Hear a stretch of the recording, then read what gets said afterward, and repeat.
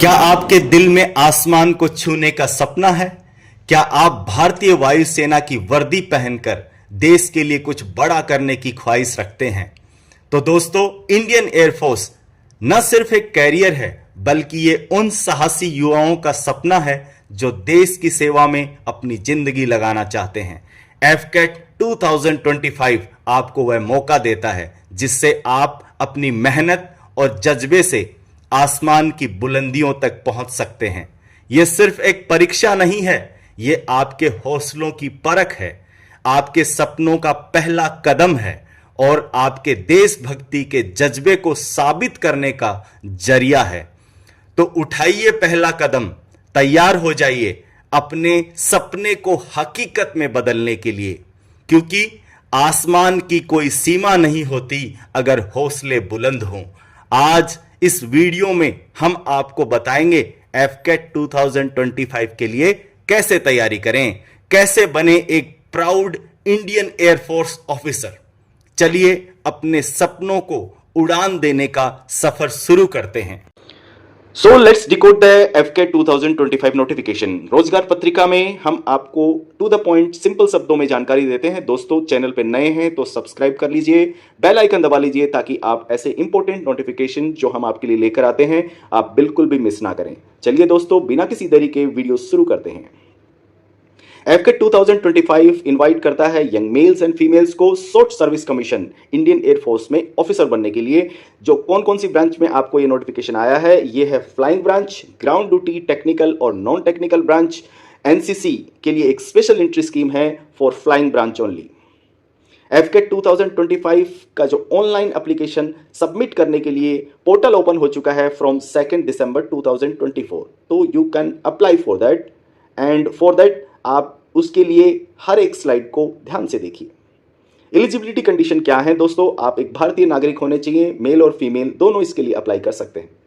As limit flying branch through AFCAT और NCC special entry दोनों ही scheme के लिए आपकी जो एज लिमिट है वो 20 to 24 होनी चाहिए एज ऑन 1 जनवरी 2026। अपर एज लिमिट दोस्तों उन्हीं कैंडिडेट को दिया जाएगा जो कमर्शियल पायलट लाइसेंस डीजीसीए से इशूड है, उनको एज रिलैक्सेशन है up to 26 years. Ground duty, technical and non technical branch के लिए 20 to 26 ईयर्स का एज लिमिट दिया गया है एज ऑन 1 जनवरी 2026। Marital status, candidate below 25 years age जो हैं उनका अनमैरिड होना जरूरी है before commencement of the course, at the time of commencement of the course. Widow, widowers, divorcees can not apply for this exam. Education qualification, flying branch के candidate का 10+2 में maths और फिजिक्स में मिनिमम 50% मार्क्स और graduation में minimum 60% marks होना जरूरी है। ग्राउंड ड्यूटी टेक्निकल ब्रांच में आपका 50% मार्क्स होने चाहिए फिजिक्स एंड मैथ्स में एट 10+2 लेवल और ग्रेजुएशन में आपका 60% मार्क्स होना चाहिए। Ground duty non technical branch के लिए किसी भी डिसिप्लिन से ग्रेजुएशन किया होना चाहिए रिकॉग्नाइज्ड यूनिवर्सिटी से मिनिमम 60% मार्क्स के साथ। टोटल वैकेंसीज दोस्तों, फ्लाइंग ब्रांच में 30 वैकेंसी है, man 21, women 9। Ground duty technical में total vacancy 189, man 148, women 41। Ground duty non technical में total 117, man 94, women 23।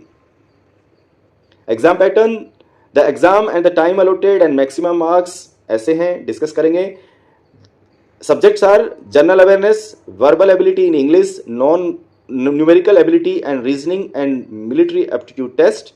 Total duration is 2 hours. Number of questions are 100 and maximum marks is 300. एक flying officer कितना salary पाता है? उसका salary बहुत अच्छा है दोस्तों। एक ऑफिसर के सैलरी स्टार्ट होता है लेवल 10 से, 5600 से वो 1,77,500 तक एक flying only level 10 and the officer can go up to level 16। MSP भी रहता है साथ में, वो है 15,500 और साथ ही साथ जो भी आर्म फोर्सेस के लिए जितने एलिजिबल अलाउंसेस हैं वो भी आपको मिलेंगे। आपका रहना सब कुछ फ्री रहता है, मेडिकल फैसिलिटी रहती हैं, आपके घर आने जाने के लिए आपको एलटीसी मिलता है। इंडियन एयरफोर्स में एफकेट के लिए सिलेक्शन प्रोसेस क्या रहेगी? ऑनलाइन एग्जामिनेशन होगा, उसके बाद आपका एक मेरिट लिस्ट बनेगा।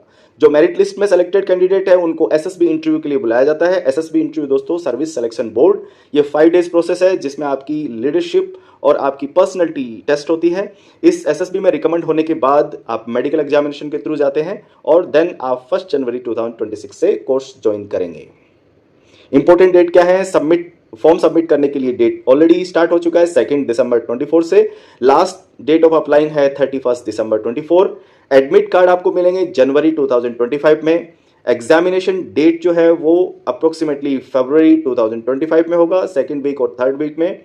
Result will be end of the March 2025 आपको रिजल्ट्स मिलेंगे और जो आपका कोर्स कमेंस होगा वो जनवरी 2026 में आपका कोर्स कमेंस हो जाएगा। एफटेट के लिए कैसे अप्लाई करें? एलिजिबल कैंडिडेट हैं वो ऑनलाइन जाएंगे ऑफिशियल वेबसाइट पे। ऑफिशियल वेबसाइट है careerindianairforce.cdac.in और दूसरी एक वेबसाइट है fcat.cdac.in। इन दोनों पे जाके 2 दिसंबर से ऑलरेडी इसके फॉर्म अप्लाई करने के लिए ओपन हो चुका है। इसमें कैंडिडेट को अपना बेसिक डिटेल्स, कम्युनिकेशन डिटेल्स और क्वालिफिकेशन डिटेल डालनी होंगी। कम्युनिकेशन मीन्स आपका फ़ोन नंबर और आपकी ईमेल आईडी जहां पे आपको कम्युनिकेट किया जाएगा, आपकी क्वालिफिकेशन डिटेल्स जैसा आप जिस एंट्री में फिलअप कर रहे हैं, और इसके बाद में आप अपना फॉर्म ऑनलाइन सबमिट करेंगे और इसका जो लास्ट डेट है वो है 31 दिसंबर अप टू 2330 आवर्स। एयरफोर्स एक हेल्प डेस्क भी रखता है। इसके लिए आपकी कोई भी क्वेरीज हैं related to the examination, registration process, admit card, आप कांटेक्ट कर सकते हैं जो ये दिए गए नंबर के ऊपर, या फिर दोस्तों एक इजी वे है, आप मेरे को कमेंट कर सकते हैं। मैं आपकी जो भी क्वेरी है रिलेटेड टू द एग्जाम मैं उसको फुलफिल करने की कोशिश करूंगा। सो फ्रेंड, हमने जैसा शुरू में देखा, if you become a Indian air force officer तो आपकी लाइफ बिल्कुल बदल जाएगी। और दोस्तों मैं ये मानता हूं कि जो आप विश्वास करते हैं वो आप बन जाते हैं। You become what you believe. रोजगार पत्रिका आपको ऑल द बेस्ट कहता है और मेरी तरफ से बेस्ट विशेष हैं आपको।